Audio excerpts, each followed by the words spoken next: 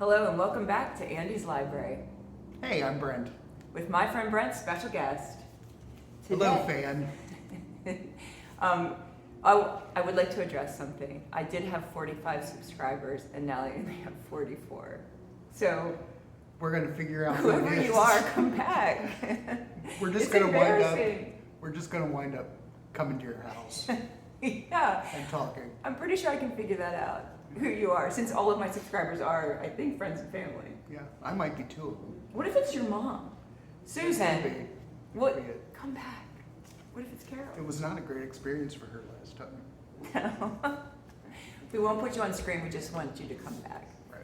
So our theme of today is memoirs And biographies. and biographies that we have read, enjoyed, and still physically own. So that was a pretty Pretty specific. slim little Venn diagram to figure out. So I have essentially 4. I have actually four. Okay, you go first. You start. Okay. This one, I don't know if you remember, but I bought this when I was with you. Where did you say I got it? Oh, Atlantic Books. And to Rehoboth when we went with the marching band. trip. Yes, the marching band trip. They were nightmares. The Walls Motel, which is no longer there, so I don't Yeah. feel bad saying negative things. I left a beach towel there that was probably more expensive than the actual Walls Motel. And also, the water from the shower just ran into the bedroom because there was no difference in the flooring. And you were there with marching band people, which again, We were a good fun crowd.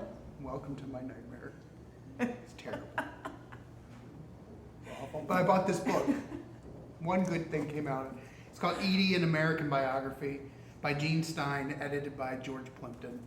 And it's about Edie Sedgwick, who was one of the first Warhol superstars. And she came from a very wealthy family and had a very kind of sad life. And it's an oral history, and I think it was the first time I ever read anything like that, where it's just like little paragraphs from each person that they spoke to about her. And I think when you doing it that way sort of lent to the feeling that she was a mystery that other people were trying to figure out. Oh, that's cool. Yeah. So she remains sort of an enigma in the center of this book. But it's very good. It's one of the few books I've read more than once. And if you're at all interested in that culture, the Warhol culture or 60s culture, it's a good read. Well, didn't you say she's one of the first supermodels? Yes. Well, they coined the term superstar with her in mind. Okay. Yeah, I think that is. Yeah. So, But it was very good.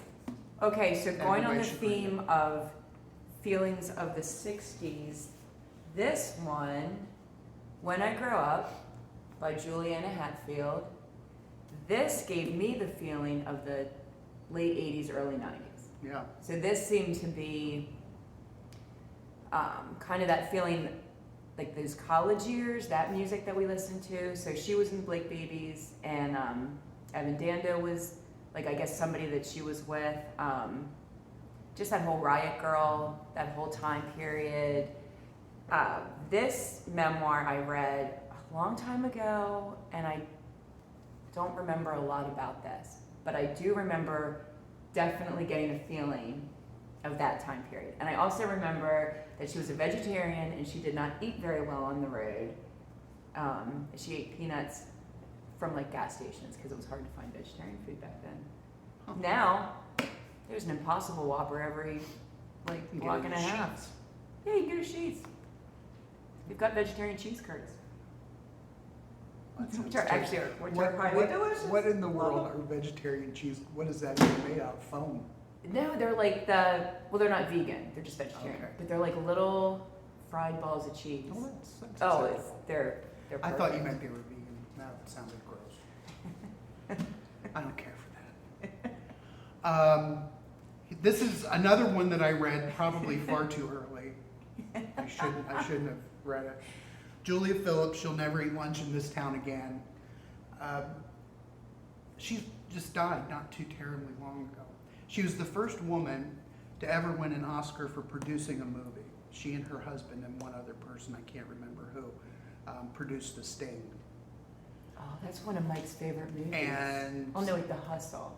it was this. Or The Hustler. She was sort of blackballed from working in the movie industry for a long time. So she sort of wrote this book as revenge almost. And it was the first book I ever read that was sort of like really gossipy. Mm-hmm. I saw her on Phil Donahue show. That's why I bought the book. That's what you do. But yeah, like really, you don't remember reading it, but I'm pretty sure you did, because we used to laugh about there's a section in the book that's she talks about Goldie Hawn and how Goldie Hawn never bathed and she was always dirty and stank. And I think we sort of latched onto that as we're wont to do. And just that there's stinky Goldie Hawn. I can't imagine us Yeah, why would we do that? harking on something. It's like or we went to harping school on with her. something. So, not gossipy was this memoir that I read, Sonia Sotomayor, My Beloved World.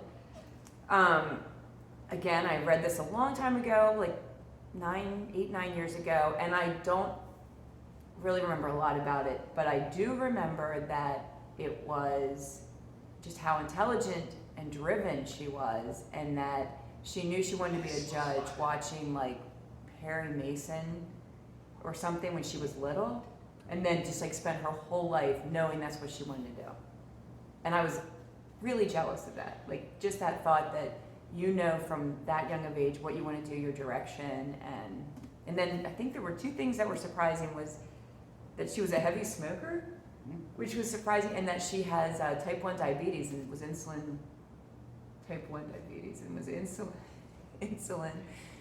dependent all of her life. Type 1. I don't like type 1 diabetics. They didn't earn it. But that book is Born really on third base. That's what I say. I was earned my insulin. not gossipy, but still good.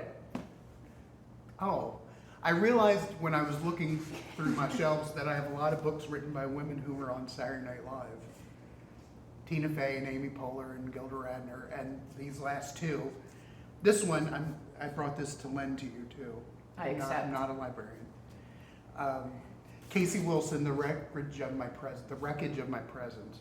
Very good, very quick read, short chapters, and she's an interesting person. She had a very complicated relationship with her mother, and it's one of the few autobiographical things I've ever read, maybe the only one, that sort of has like a twist ending. There's a revelation at the end of the book that you don't, that sort of puts all the pieces together as to why she and her mother had issues all of her life.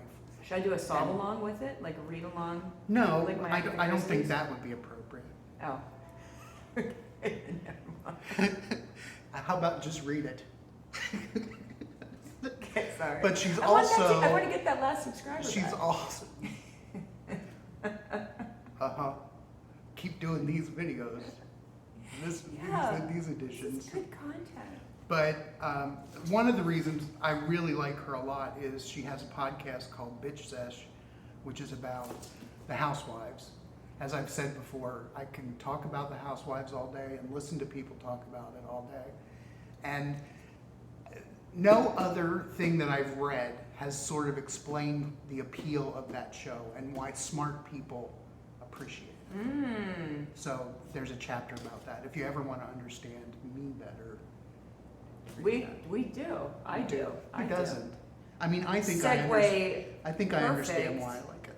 into Bad Feminist by Roxane She is Gay. also a huge housewife. She like a likes big pop one. culture, and she's super genius, and she also kind of explores the theme of why am I drawn to pop culture and things that are considered mediocre or, you know, kind of garbage entertainment. And this is one of... I don't appreciate your tone.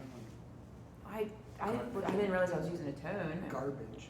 That, I mean, I realized. I don't think it's a quote. No. Okay. Just mediocre? Can I? Mediocre. Mediocre garbage. Anywho, well, no, you know what? I can't even say that. I was going to say she's the first author I ever saw in person, but she's not, because David Sedaris. Yeah. Okay, so she's the first author I saw really close. No, I can't even say that, because I did wait in line to meet David Sedaris, too. So anyway, I did meet her, kind of a small space, York College. She did like a reading and then did a talk and question and answer. And she explores that theme, but also then this memoir, Hunger, was so good. Short chapters. This really dives into her trauma she experienced when she was 12. It is heartbreaking, but oh my gosh, just the way she writes so honestly and so open, and then eventually like gives herself some grace on what she went through. These are two of my favorite books, and I'm committed to rereading every year. And by the way, this book, I met her and she signed it. Andrea, Embrace Your Bad Feminist, Roxanne Gay. She and I are like this. And also, she was very intimidating because she's super smart, but she was so nice and accommodating. And when she answered questions, she did not answer questions like she was very, what's the word? She was just very nice and respectful to people when she was answering the questions, even though the questions you were just like cringy, but she was really good. Love her. Yeah. My last one. Recommend. Because, I like to bring down the level of discourse in any room. Now that we've established that I'm a mediocre garbage person. The other what your mom Saturday... said about my mom last time was a little bit... She doesn't like to work hard. She doesn't like to do things at that minute. I don't know. Let's not pour salt. Let's not dwell on that. Yeah. But Hello, Molly, a memoir, Molly Shannon. It's very good. I'm this far through it. You need a bookmark. No, I like doing this. Okay. Yeah, I do. And it's just very funny. And it's I think it's good if you're curious about what makes somebody funny. Like why there are some funny people and why there are some who are not. A lot, like with Casey Wilson and with her, there's a pain that you express through being funny sometimes, I think. I want to borrow that one too. Because she also had a very tragic incident early on in her life that led her on the path that she is on. I want to read and that. And she's very, very smart and very funny, and her father is sort of a nutball in a good way. I really love Molly Shannon's humor. I do too. And she goes into the characters that she's famous for, where they came from, and who influenced her to be who she is. So, if you're interested at all in that side of the human condition, both of those books, what makes you funny? Why are you the way you are? And why are you attracted to pop culture? You could get a lot of insight into yourself by reading anything from our list. Figured out why I like Housewives so much. I don't need to. Are you going to tell me that, or is that like let me figure it out I first grew up and then I'll in find an out? environment. My mother was in 3 or 4 dozen card clubs. Yeah. And they were always at the house, and there was always groups of women in my house. And some of my memories of that are listening to women talk. That's kind of touching. And I think that's comfort that I still Aww. like to listen to groups of women talk. Oh, there's a little bit of sentiment in you. Not really. Oh, that's deep down, but it's there. Not really. But hey to card club gals. This one's for you. Yes, and for you, number 45, please come back wherever you are. We'll hunt you down. Yeah. So if you have read any of these books, comment below, like, and subscribe. Crush the Again, bell. Crush the bell. Thank you.